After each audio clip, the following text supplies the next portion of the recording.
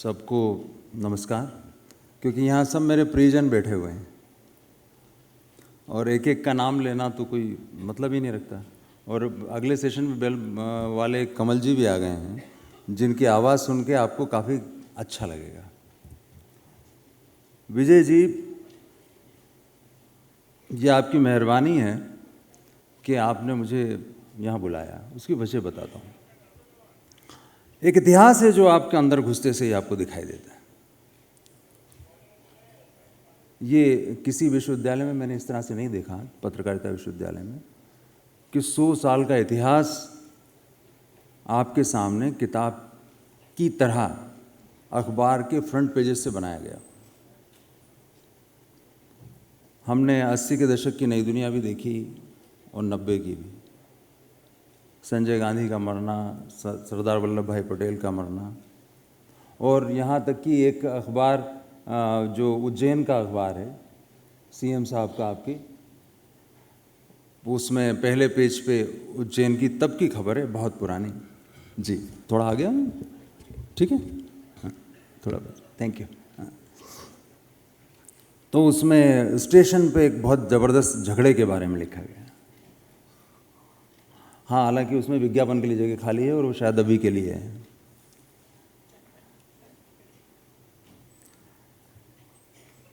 इस विश्वविद्यालय में आना मेरे लिए, ये तीसरी बार आया हूँ मैं इस विश्वविद्यालय में, और नए परिसर में पहली बार।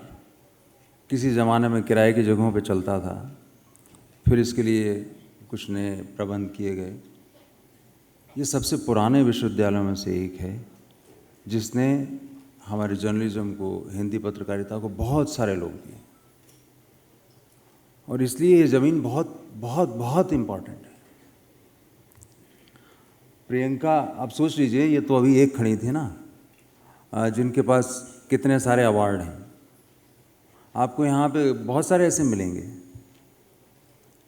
मेरे ख्याल से 10 से ज़्यादा लोगों को तो RNG मिला ही हुआ होगा यहाँ पे, माखनलाल, 7 लोगों को।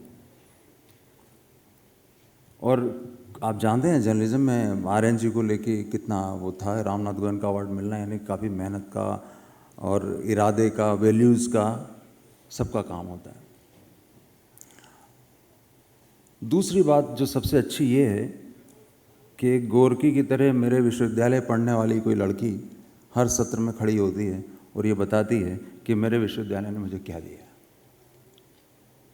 आप में से कई लोग कई सालों बाद यहाँ आएंगे, शायद कोई दूसरा VC होगा, शायद कोई दूसरा आदमी बोल रहा होगा, तब आप कह सकेंगे कि मेरे विश्वविद्यालय में मैंने पहली बार किसी से सुना था कि मैंने एक रिपोर्टिंग वैसे वैसे की और तब मैं वहाँ पहुँची और उस वजह से फिर मैंने कोई एक नया काम शुरू किया।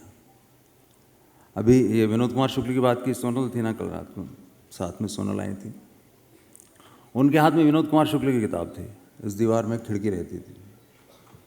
मैंने कहा एक और किताब है, खेलेगा तो देखेंगे। तो सारी दुनिया सोचती है खेलेगा तो देखेंगे, लेकिन कोई ये नहीं सोचता कि हम लगाएंगे तो खेलेगा तो देखेंगे।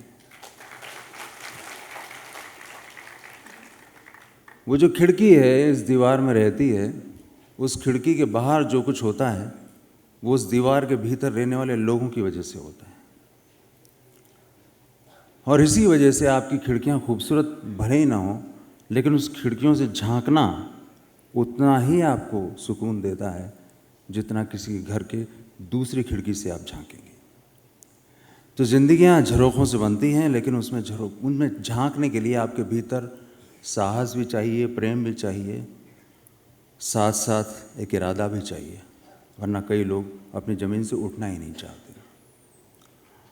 मुझे इतने सारे लोगों के बीच में बोलते हुए अभी भी जीभ सूख रही है ना, तो पानी साथ ले गए हैं।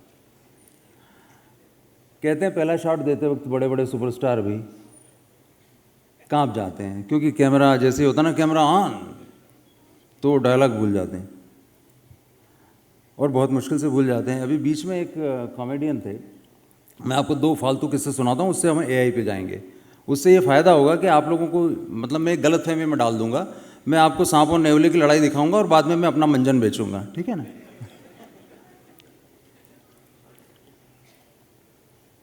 तो किस्सा रजा मुराद साहब ने समझाया था कि एक राजकुमार नाम के अभिनेता हुआ करते थे, याद है आपको? मैं इसलिए कह रहा हूँ कि याद है, मतलब आप सबको तो होगा ही होगा, लेकिन पीछे वालों को भी याद हो शायद।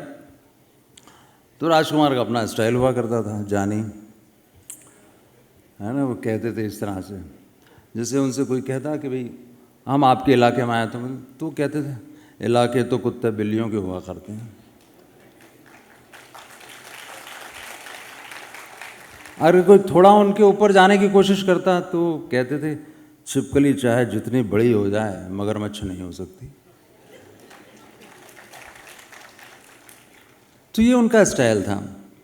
तो एक मर्यादा फिल्म है, आपको शायद ध्यान हो, राजेश खन्ना और माला सिन्हा और राजकुमार साहब। तो उसमें एक सीन है, उस सीन में क्योंकि बड़े उपकारी किस्म के आदमी है ना, राजकुमार का कैरेक्टर जो है बड़ा उपकारी है, पैसे वाले जमींदार किस्म के आदमी हैं और वो हर किसी की मदद करते रहते हैं। तो डायरेक्टर को चाहिए था कि इनके कैरेक्टर को एस्टेब्लिश करना है कि भाई ये उपकार करते हैं।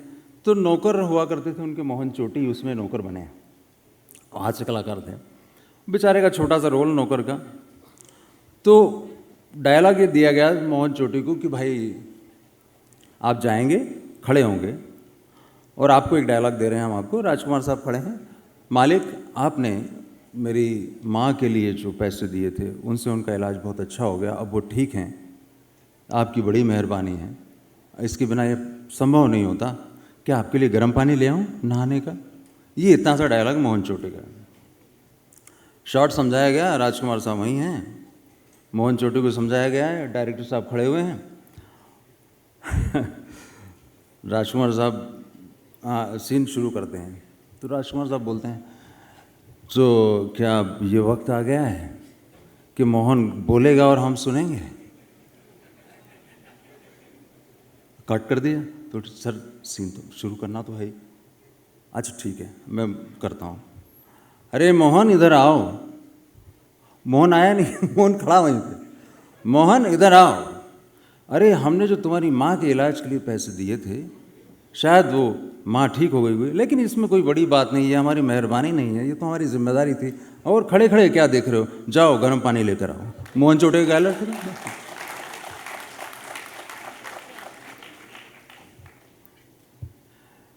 तो ये बड़ा खूबसूरत तरीका था, आपने एक कलाकार की पूरी ज़िंदगी ख़त्म कर दी, उसको सिर्फ खड़ा रखा, उसका डायलॉग खा गए। तो कभी कभी इसी तरह डायलॉग खाए जाते हैं। एआई राजकुमार की नकल कर सकता है लेकिन राजकुमार नहीं बना सकता।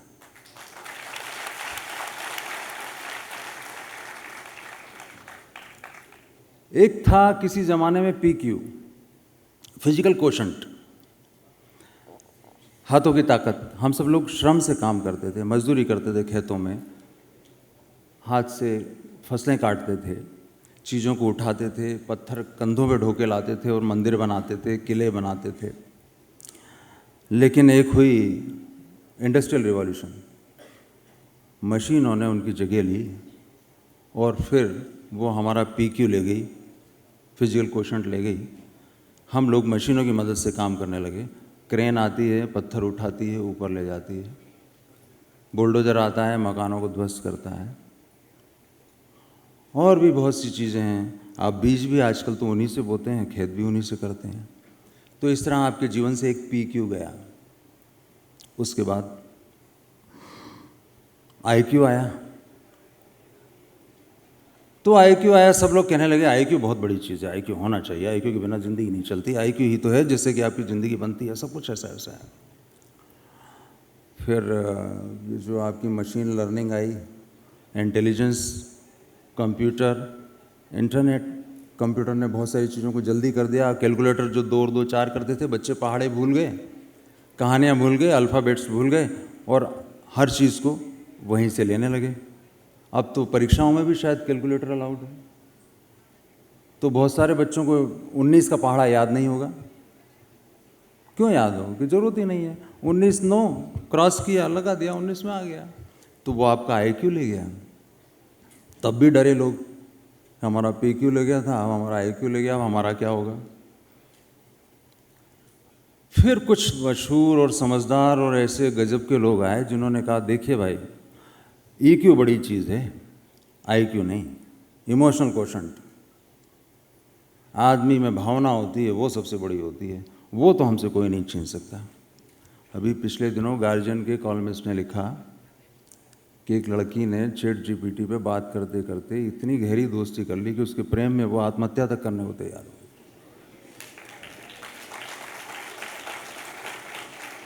उसने आपकी एम्पैथी, उसने आपकी संवेदनाएं, उसने आपका सोच, आपका जीवन इस तरह से अडॉप्ट किया कि आपको क्या पसंद है। जैसे हम लोग जब प्रेमी होते हैं तो अपना सर्वश्रेष्ठ प्रस्तुत करते हैं, जब प्रेम के दिनों में होते हैं, क्योंकि आपकी वास्तविकता कब पता लगती है? जब आप शादी कर लेते हैं।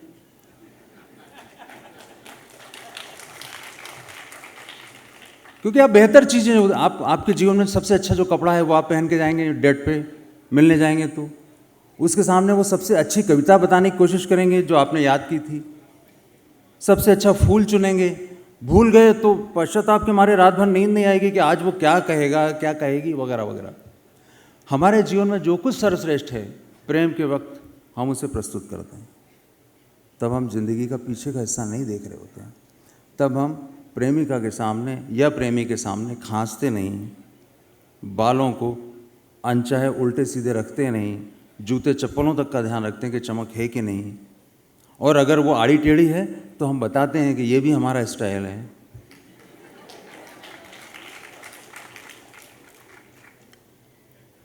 लेकिन शादी हो जाती है तो सो के उठते हैं आप, चेहरा पूरा सूजा हुआ है, बाल इधर जा रहे हैं उधर जा रहे हैं, असली चेहरा तब नजर आता है, तब आपका प्रेम बचा रहता है।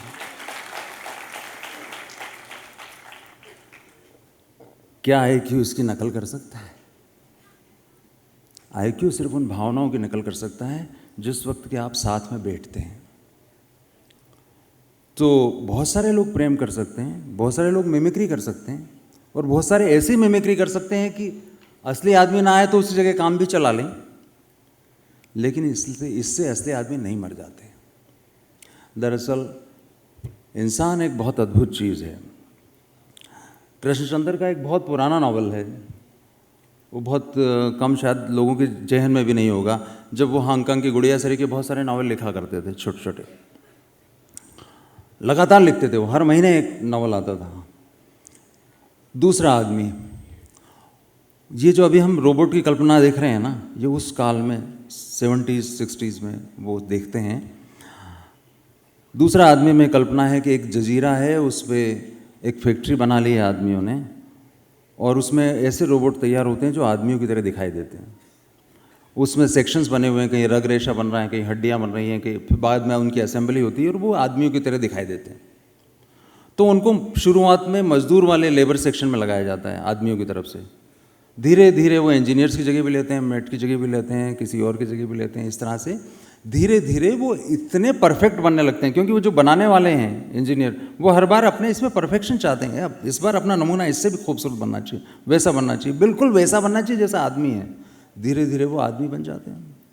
आदमी की तरह पहचानना मुश्किल हो जाता है कि उसमें रोबोट कौन है और आदमी कौन है। और एक दिन वो बगावत कर देते हैं इंसानों के खिलाफ और जजीरे पे आग लग जाती है।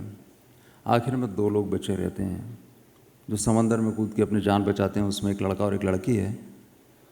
ये बताते हुए मुझे अच्छा लग रहा है कि उसमें एक लड़की रोबोट थी और लड़का आदमी था।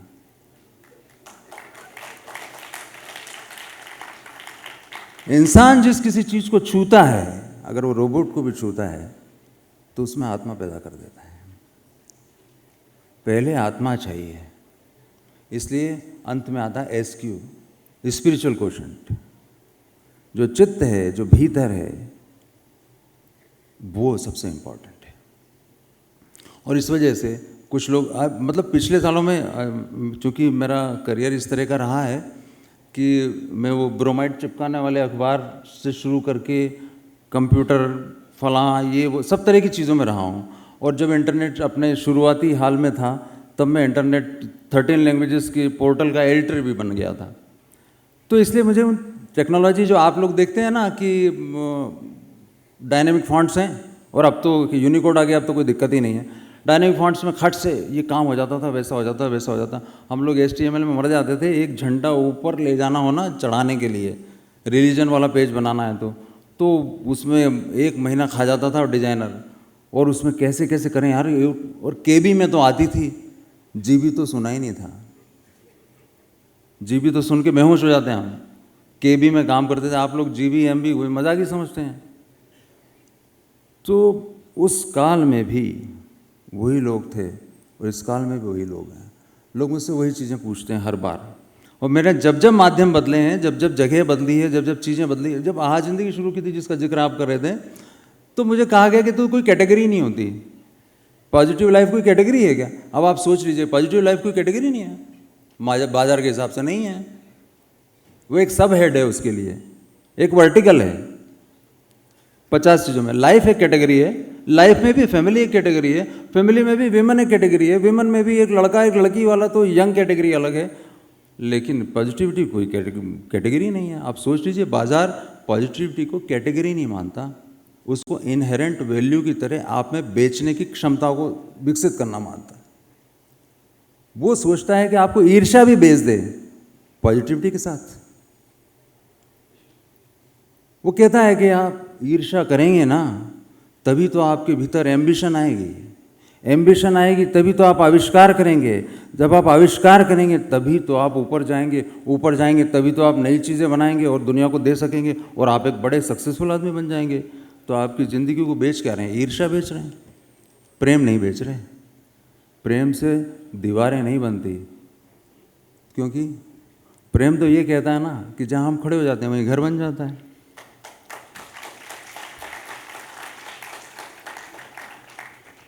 तो आपको जो बार बार सवाल दिमाग में आता है कि क्या होगा इस प्रिंट का, क्या होगा ये प्रिंट, अखबार बंद हो जाएंगे क्या? डिजिटल आए तो सब लोग यही पूछते थे ना, अखबार बंद हो जाएंगे? बंद हो जाएंगे, हो जाने दीजिए, क्या समस्या है, हो जाने दीजिए। अगर उसमें जान होगी तो बचेगा, नहीं तो नहीं बचेगा। मुझे compete करना होगा ना।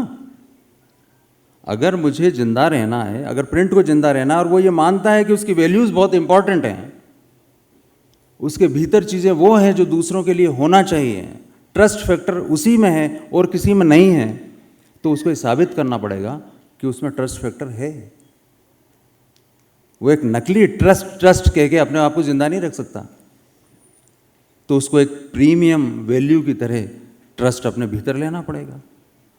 AI उसमें बड़ा काम कर सकता है, लेकिन मैं आपको एक चीज़ बताता हूँ, AI आपका सबसे अच्छा नौकर हो सकता है, सबसे अच्छा साथी हो सकता है, सबसे अच्छा मैनेजर हो सकता है, सबसे अच्छा स्टेनोग्राफर हो सकता है। पिछले दिनों 2-3 मतलब लगातार हम लोग AI पे जब काम करते हैं, तो आप लोग भी मेरे ख्याल से AI तो बहुत सारे बच्चे कुछ न कुछ काम कर ही रहे होंगे AI पे। सबसे आसान काम जो होता है हमारे जर्नलिस्टों का, बदमाशी का जिसे कहते हैं, ये ट्रांसलेशन आता नहीं है तो गूगल ट्रांसलेटर पर डाल दो तो रामचंद्र गुहा भी ट्रांसलेट हो गए और डेविड कार्पस भी ट्रांसलेट हो गए, और सब ट्रांसलेटर हो गए हैं। और कहते हैं अंग्रेजी यहाँ से ट्रांसलेशन कर लेते हैं। CV जो है आप देखें सब एक सरीखा आता है सबका, और सब ने महान काम किए होते हैं। यानी टीम मेंबर है वो भी कहता है लॉन्चिंग में था, न्यूयॉर्क टाइम्स में नहीं बनाया था, मतलब वो उस वक्त कहाँ भी थे भगवान जाने।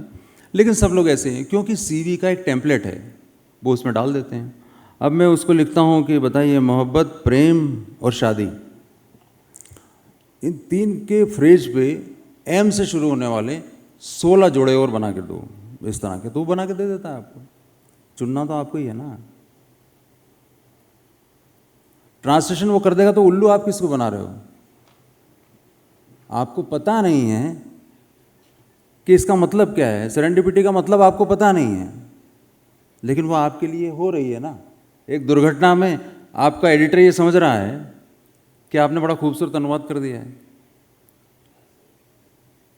आप अपने आप को धोखा दे रहे हैं AI की मदद से। AI धोखे को बहुत पसंद करता है, वो धोखा क्यूरेट करता है, वो आपकी ज़िंदगी से वो तथ्य उठाता है। आप सोच लीजिए AI कुछ नहीं है, माखनलाल चतुर्वेदी में यूनिवर्सिटी में बैठे हुए ये 1,500-2 हज़ार जितने बच्चे हैं, वो उनके टीचर्स, उनके फैकल्टी, उनके VC सबका मिला जुला दिमाग भी एक AI है। वो इनका वक्तृत्व लेता है, मेरा अनुभव लेता है, आपकी इच्छाएं लेता है, उसकी आकांक्षाएं लेता है, उसके सपने लेता है और सबको मिला के एक नया आदमी बना देता है। और आप कहते हैं माखनलाल का लड़का कैसा होता है, तो वो सबका मिला के एक खूबसूरत सा विवरण देगा। आप कहें यार माखनलाल का तो बड़ा शानदार लड़का होता है, वो AI का लड़का है, माखनलाल का नहीं। तो बस you have to choose it. ये जो अब जैसे देखिए ना, पिक्चर में जब बीच में गाना आता है तो कुछ लोग उठ के जाते हैं, ये जा रहे हैं, देखिए गाना जिन्हें पसंद नहीं है तो हम लोग ChatGPT और प्रिंट मीडिया पे बात अगर करना चाहें तो ये वैसी बात है कि ChatGPT और बाकी चीज़ों के बारे में बातचीत। अभी अभी आपको मेरे ख्याल से जिसको सिनेमा पसंद है उन लोगों को वो चिरंजीवी का याद आ गया, एटर्नल हनुमान आ रही है, पहली AI फिल्म आ रही है और उसको लेके बहस छिड़ी हुई है। और एक सज्जन ने तो कहा कि क्रिएटर्स को इस पर विरोध करना चाहिए, बनाना नहीं जाना चाहिए। शेखर कपूर कह रहे हैं करना चाहिए, अनुराग कश्यप कह रहे हैं ऐसा नहीं होना चाहिए। क्यों नहीं होना चाहिए? बना दीजिए ना AI से, बना दीजिए, कितना खूबसूरत, क्या बनाएंगे आप? और अगर हमें इस दुनिया में, मुझे चांद पे जाना है और चांद पे जाने के कंप्यूटेशन करने के लिए अगर AI मेरी मदद कर सकता है तो इट्स वेरी गुड, ओके। पर मैं चांद पे जाके वहाँ के टुकड़े यहाँ आके बेचूंगा, कविता ख़त्म कारोबार शुरू ये करूँगा, तो फिर मेरी इच्छाओं पर निर्भर करता है ना। तो AI से कोई घबराने जैसी बात तो है नहीं। ओवरऑल सब लोग पिछले 10 सालों से ये चिंता कर रहे हैं कि प्रिंट मीडिया मरने वाला है। और अधिकांश लोग ये कहते हैं जब से डिजिटल आसान हुआ है, ये बड़ा एक मुहावरा जैसा बन गया। मतलब हर कोई आदमी खड़ा होता है और कह देता है कि चलिए प्रिंट मीडिया मरने वाला है। आप मुझे बताइए, पेजर मर गया था 6 महीने में, लेकिन उसकी जगह कुछ और आ गया था। मोबाइल आ गया है, स्मार्टफोन आ गया है, कंप्यूटर उससे काम हो रहे हैं, कोई माध्यम आता है, कोई जाता है। FM सुनते नहीं है क्या आजकल आप? मैं खामखा के 2.25 घंटे के पॉडकास्ट 1-2 बनाए मैंने बीच में, वो लोग सुनते हैं उसको, 60-60 हज़ार लोग सुन रहे हैं। कहाँ से सुन रहे हैं? इसका मतलब असल में आपका निशाना गलत है। जिन लोगों को आपको अप्रोच करना चाहिए, जिन लोगों की इच्छाओं को अप्रोच करना चाहिए, उनको आप करते नहीं हो। अपनी कमियों को आप दूसरों पर डालना चाहते हो। इसीलिए मैंने कहा कि प्रिंट मरना चाहता तो मर जाए, वो अगर चाहता है तो मर जाए, उसे अपग्रेड होना पड़ेगा। आपका सिस्टम हर तीसरे महीने अपग्रेड हो रहा है, हर सॉफ्टवेयर तीसरे महीने अपग्रेड हो रहा है, आदमी अपग्रेड होना नहीं चाहता।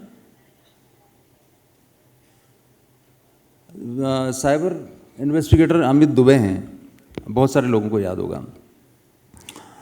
तो पिछले दिनों मेरी अमित जी से बात हुई, काफ़ी देर बैठे हम लोग, एक लंबी बातचीत थी। इसका दिलचस्प किस्सा ये है कि अमित दुबे पहले साइबर इन्वेस्टिगेटर बने कैसे हैं। वो IIT खड़गपुर के स्टूडेंट थे और याहू मैसेंजर पे लड़कियां एक कमरे में लगातार बहुत सारी बातें करती रहती थी। तो लड़कों में बड़ी उत्सुकता रहती थी, लड़कियां आखिर किनसे बातें करती हैं इतनी सारी। अमित स्टूडेंट थे, तो एक लड़की ने इनको चैलेंज दिया था कि तुमको पता करना हो तो पता करके बता दो। तो इन्होंने सारे कंप्यूटर हैक कर लिए लैब के और उसके प्रिंट निकाल के और नोटिस बोर्ड पे लगा दिए।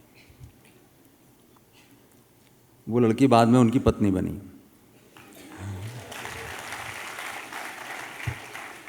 वो भी IIT खड़गपुर की हैं, बोइंग में काम करती हैं।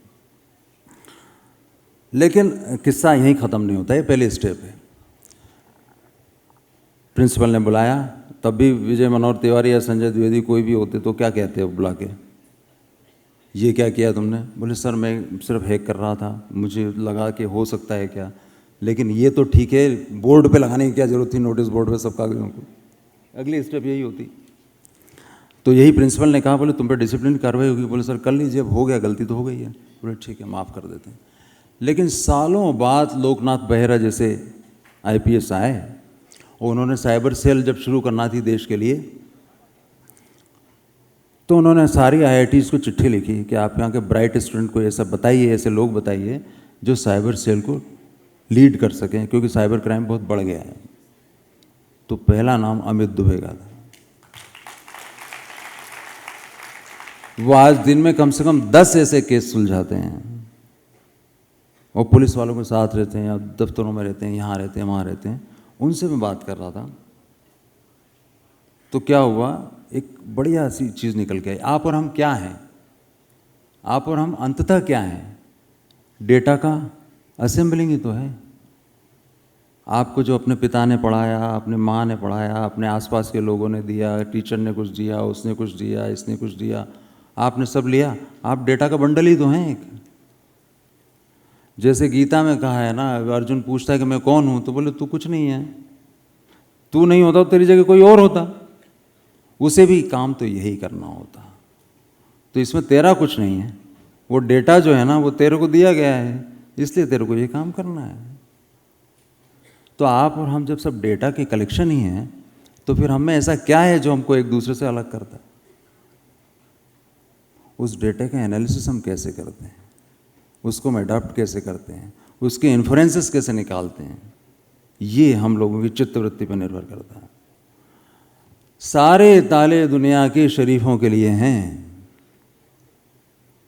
क्योंकि शरीफ ताले देख के डरते हैं, वो उसमें खोलना नहीं चाहते हैं। बेईमानों के लिए ताले नहीं होते, वो सेंध लगा के अंदर आ जाएंगे। तो अगर आप लोग ये समझ लें कि ये माया है। अब मेरे बड़ी दिलचस्प चीज़ है सर, फेसबुक पे लोग कहते हैं मैंने बड़ी कलाकारी की। एक तो मैंने दूसरे नाम से बनाया, जन्मदिन गलत डाला, सब 1 जनवरी 1990। बोले सर अपना जन्मदिन है ही नहीं 1 तारीख का, कोई हैक कैसे कर लेगा, पता ही नहीं चलेगा किसी को। लेकिन आप देखिए छठे दिन वो अपने किसी के साथ 16 दिसंबर को जन्मदिन मना रहा है, केक काट रहा है, और किस जगह काट रहा है ये तक लिख रहा है उसमें। फोटो छाप रहे हो आप, पीछे जो आदमी बैठा हुआ है मेटावर्स वाला, वो आपकी दुनिया देख रहा है, और वो 10 बार ये देख लेता है कि भैया तुम स्विगी से क्या मंगाते हो, अमेजन से क्या खरीदते हो, तुम किस दिन केक काटते हो, किस दिन बच्चों को घुमाने ले जाते हो, तुम्हारी छुट्टियों की पसंद क्या है, तुम फोटो किस किस के लगाते हो। तो वो मिला के डेटा को एनालिसिस कर लेता है, और वो बता देता है कि आप किस आदमी के काम क्यों हैं। आप बड़े 30 मार खा मरने, मेरा जन्मदिन किसी को पता नहीं, मेरा फोटो किसी को पता नहीं, मेरा जीवन किसी को पता नहीं, मैं पीछे से देख रहा हूँ किसी को पता नहीं, सब झूठ है। जब आपको ये पता चल जाए कि आपकी ज़िंदगी में कोई झूठ है ही नहीं, तो सबको पता चल जाए तो क्या फ़र्क पड़ेगा। दैट्स वाई सबसे पहले ईमानदार होइए, तो उसके बाद में एआई का आप मुकाबला कर लेंगे। खुद के प्रति ईमानदार, तो जो अच्छा करेंगे हम या बुरा करेंगे हम, उसके प्रति जिम्मेदार हो जाएंगे, तो फिर हमारे पास एआई का कोई संकट ही नहीं है। एआई से आधे से ज़्यादा लोग दुखी इसलिए कि लगता है उनको कि उनकी ज़िंदगी पे कोई एक तीसरा आदमी आ जाएगा। तीसरा आदमी नहीं है, आप ही के बीच का आदमी है। ले जा तो ले जाओ, क्या फ़र्क पड़ता है। मैंने कोई ऐसा काम किया नहीं जो बाहर जाएगा तो कुछ होगा, बाकी तो रास्ते हैं, सिस्टम हमने बनाए हैं। प्रिंट को बहुत बड़ा फ़ायदा इससे हुआ है। कुछ लोगों को लगता है रोज़गार चले जाएंगे, लेकिन मैं आपको एक चीज़ बताना चाहता हूँ, ख़ास तौर से ये जो ऊपर का एलीट मीडिया है उसकी समस्याएं छोड़ दीजिए। जो हम लोग भोपाल में, जयपुर में या देहरादून में या लखनऊ में जर्नलिज्म चला रहे हैं, हाइपर लोकल दुनिया जो है उनकी बहुत इम्पोर्टेंट है, उनको विश्वसनीय खबरों की ज़रूरत है। तो एआई की वजह से ये होगा कि रिपोर्टर्स बढ़ेंगे, डेस्क पे लोग कम होंगे। ये एक फैसला है जो इसमें होगा, वो आप देखेंगे, आप 2 साल के भीतर हो जाएगा। सिर्फ 2 साल दे रहा हूँ मैं आपको, 2027 में मिलेंगे तब आप मुझे कहने लगेंगे ये बात। चीफ सब एडिटर, एनी, इनमें लोगों की संख्या कम होगी। अभी 8-8 चीफ सब होंगे, अभी कई न्यूज़ रूम्स में 8 होंगे, 10 होंगे, 12 होंगे, कॉपी एडिटर होंगे 10-12 होंगे। कई जगह कॉपी एडिटर होता ही नहीं है, चीफ सब भी कॉपी एडिटर हो जाता है, और कई जगह न्यूज़ एडिटर होता ही नहीं है। ये एक अलग चीज़ है, मैं इसमें नहीं जाना चाहता, इन लेयर्स में नहीं जाना चाहता जो कि इंटरनल सिस्टम की होती हैं। लेकिन आप ये मान के चलिए कि कॉपी एडिटर्स की ज़रूरत एक सीमा से ज़्यादा नहीं होगी। हमें न्यूज़ एडिटर की ज़रूरत होगी जो उनके फैक्ट को प्रॉपर चेकिंग कर सके और ये कमांड दे सके कि उसे क्या चाहिए, यानी प्रॉम्प्ट इंजीनियर होना चाहिए, वो टेक्नोलॉजी का मास्टर होना चाहिए। मुझे आपका चित्र बनाने के लिए जो प्रॉम्प्ट देना है उसकी समझ होनी चाहिए। अगर मैं ये कहूँ कि आपको एक चश्मा लगता है, आपकी 2 मूँछें हैं, तो वो 2 मूँछें बना देगा ना एक की बजाय। वो व्यक्तित्व तो क्या निकालेगा। तो मैं प्रॉपर प्रॉम्प्ट दूंगा तो मुझे प्रॉपर नतीजा मिलेगा। तो डेस्क पे लोग कम होंगे, ये बात आप मान के चलिए। लेकिन जो भी होंगे वो प्रीमियम किस्म के लोग होंगे। फिर आप देखिए बहुत सारे लोगों को अभी शिकायत होती है कि अभी जो एडिटर हैं या समझिए कि सेक्शन हेड्स हैं वो खुद ही अखबार नहीं पढ़ते। रिपोर्टर्स के बारे में ये कहा जाता है कि वो खुद ही प्रिंट लाइन नहीं पढ़ते। और अभी प्रियंका ने बहुत अच्छी बातें कही थी ना कि भैया आप में पैशन हो, वो तो कुछ भीतर होना चाहिए। नंबर 2, आपको लिटरेचर, आर्ट, कल्चर सब कुछ पढ़ना चाहिए। अभी हम लोग रिपोर्टर से पूछते हैं तो क्या कहते हैं, आज शुरू करते हैं, आज अखबार पढ़ा? नहीं। ओरिएंटेशन में बता रहा हूँ मैं आपको। और वो लोग जो 10-10 साल काम कर चुके हैं, उनसे जब पूछते हैं आज का अखबार पढ़ा, सर आज देख नहीं पाया, जैसे वो रोजाना देखते थे। अच्छा कोई बात नहीं, कौन सा देखा? रास्ते में कुछ तो देखा होगा। कल कौन सा पढ़ा था ये बता दो। सर कल टाइम नहीं मिला, याद नहीं आ रहा सर। जागरण पढ़ा था, अमर उजाला नहीं सर, वो नहीं। मैं एक ही अखबार पढ़ पाता हूँ सर, सुबह टाइम नहीं मिलता। तो तुमको पता ही नहीं चलता कंपटीटर्स क्या कर रहे हैं, तो कैसे अपना अखबार बनाओगे? शीर्षक देना अब उनको इतना आसान लगने लगा, वो चैट जीपीटी पे लिख देते हैं कि नया शीर्षक आ जाए। इन्हें आप उल्टा देखिए, जिस चीज़ को मॉड्यूलर लेआउट इसलिए बनाया गया था 8 कॉलम का स्पेशल जो मॉड्यूलर लेआउट आया, वो इसलिए कि उसको खूबसूरत बन जाए डिज़ाइन प्रोडक्शन के हिसाब से। और हम उसमें कैरेक्टर्स दे देंगे 250, 300, डबल कॉलम कितनी होगी, हेडलाइन तो आपको 48 पॉइंट्स में ये जाएगा, 72 पॉइंट में ये जाएगा, इंट्रो यहाँ चाहिए, सब कुछ मतलब हाईलाइट कैसे करेंगे आप चीज़ों को, सारी टेक्निकलिटीज हम समझाते हैं। तो मॉड्यूलर में ये होता है कि आप एक खूबसूरत अखबार बना सकते हैं, क्योंकि आपके पास में एक सेट पैटर्न होता है, टेम्पलेट्स आप क्रिएट कर सकते हैं मॉड्यूलर में, जो पहले नहीं होती थी। वो हो गई। लेकिन आप देखिए क्या होता है, वो लोग डबल कॉलम में 72 पॉइंट का हेडिंग भी लगा सकते हैं। तो अब आप क्या करेंगे? मजबूरी में हमने क्या किया, टेम्पलेट क्रिएट की, कंप्यूटर पे अंदर कोडिंग डाल दी। आप डबल कॉलम डालोगे तो वो 36 पॉइंट से ऊपर लेगा ही नहीं 2 लाइन का। तो अब वो कहते हैं यार अपना तो अक्षर बढ़ रहा है, क्या करें, यशवंत जी अब नहीं रहे, ऐसा कुछ शीर्षक है। तो बोले यार क्या करें, नहीं रहे, वो सब सिंगल कॉलम खबर देनी है, 18 पॉइंट लिखा हुआ है, लेकिन हम नहीं रहे, आ ही नहीं रहा है पीछे। तो एंटर मारो, 16 पॉइंट करो, ऐसे एंटर मार देते हैं। मतलब टेम्पलेट को भी गड़बड़ करते हैं। बजाय इसके कि वो इस बात की तैयारी करें कि यशवंत जी नहीं रहे की बजाय वो नहीं रहे कर दें कोई दूसरा रास्ता निकालें शीर्षक का। वो इतनी रचनात्मकता भी दिखाना नहीं चाहते। तो गलती किसकी है? प्रिंट मीडिया अगर मरता है तो गलती किसकी है? गलती हम जर्नलिस्टों की है कि हम अच्छा अखबार नहीं बनाते, तो मरेगा। उसको जरूरत महसूस होनी चाहिए ना किसी चीज़ की।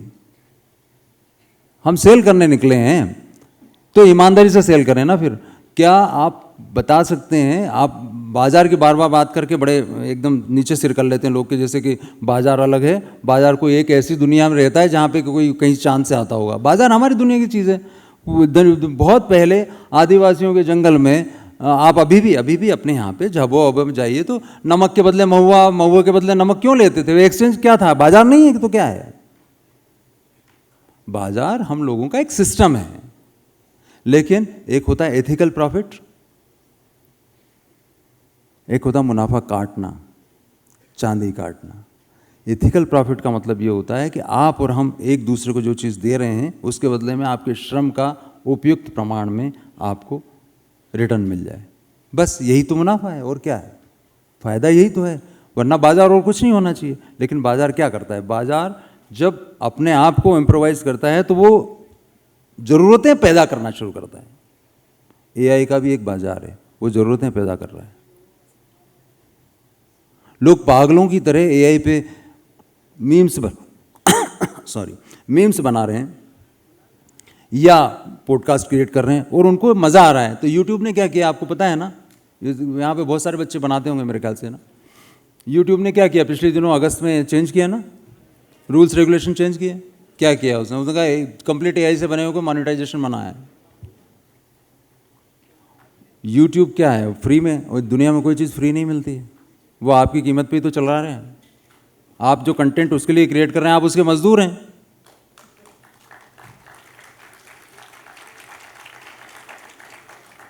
आप उसके मजदूर हैं, आप उसके लिए अच्छे कंटेंट बनाते हैं तो वो आपको आगे ले जाता है। अब आपने एआई से बनाना शुरू कर दिया, उसने कहा नहीं सर हम इसका मोनेटाइजेशन नहीं करेंगे। अब आप सोच लीजिए, एक आदमी जिसका धंधा ही दूसरे के मैटर पे चल रहा हो, वो भी कह रहा है एआई से बनाई हुई चीज़ नहीं चलेगी, और आप डर रहे होगे एआई मार डालेगा। ऐसा कैसे हो सकता है? एआई मार डालेगा नहीं, एआई आपकी मदद करेगा अगर आप सही ढंग से उसको इस्तेमाल करेंगे। पीएचडी के लिए मैं बताता हूँ सर, मेरी बहुत अभी रिसर्च में भी मदद हुई। होता ही है ना कि आप जब उसको सही प्रॉम्प्ट देके अपने लिए कुछ फैक्ट इकट्ठा करते हैं।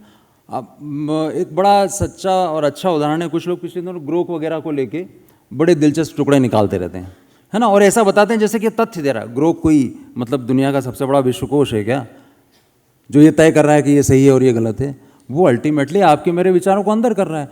सोशल मीडिया पे अगर 90% किसी व्यक्ति के प्रति नफरत है और लगातार ये लिखा हुआ है विजय मनोहर अच्छे हैं, विजय मनोहर अच्छे हैं, विजय मनोहर अच्छे हैं 50 जगह पे, तो वो उसका परसेंटेज के हिसाब से उसके अंदर कोडिंग हो जाता है कि अच्छे हैं।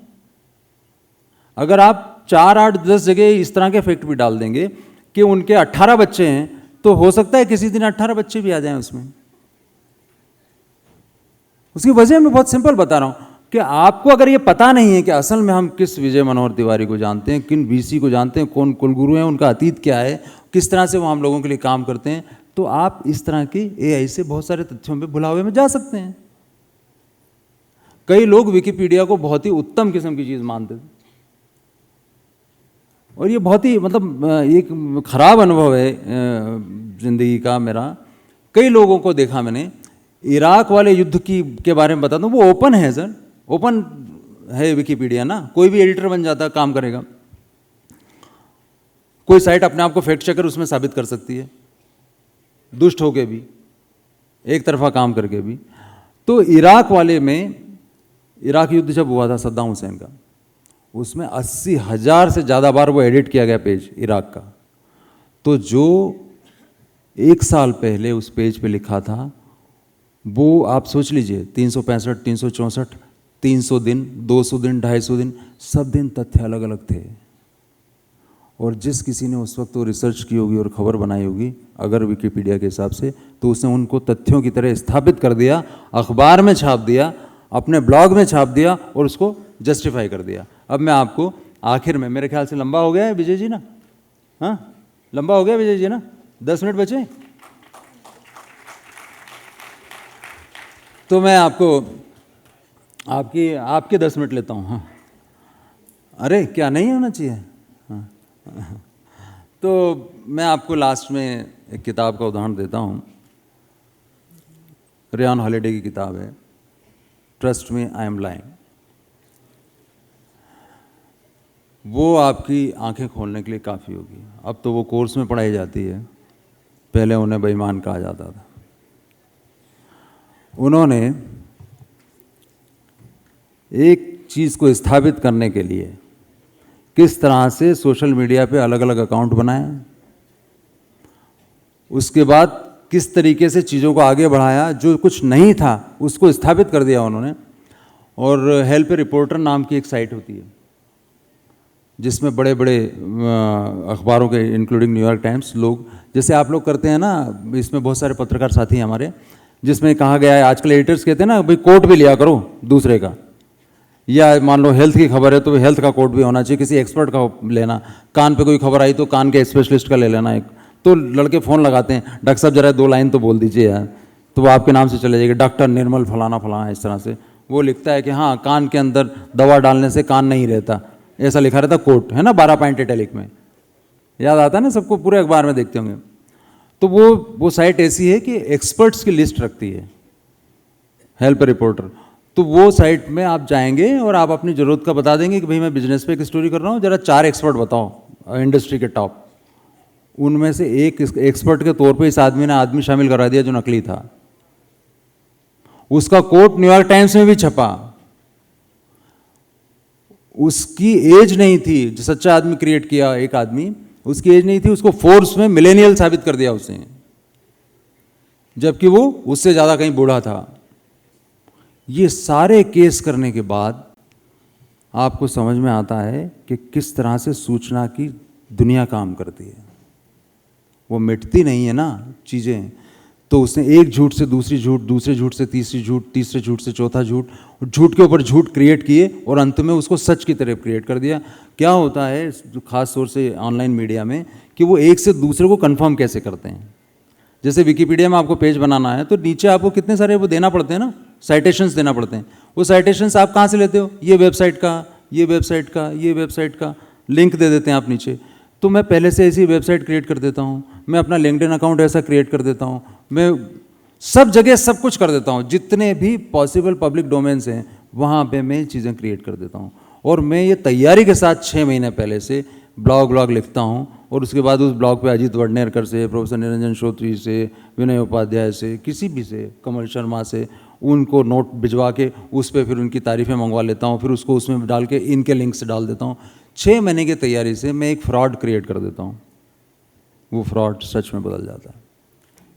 इसकी गलती AI की नहीं है, इसकी गलती हम लोगों की है। हम सोसाइटी, ऐसी सोसाइटी में जा रहे हैं जहाँ पे हम ट्रस्ट डेफिसिट का सामना कर रहे हैं, विश्वास का संकट है और AI हमारे अविश्वास को और ज़्यादा जोड़ने जा रहा है। हम अपना विश्वास कायम रखें, AI से किसी को खतरा नहीं। शुक्रिया।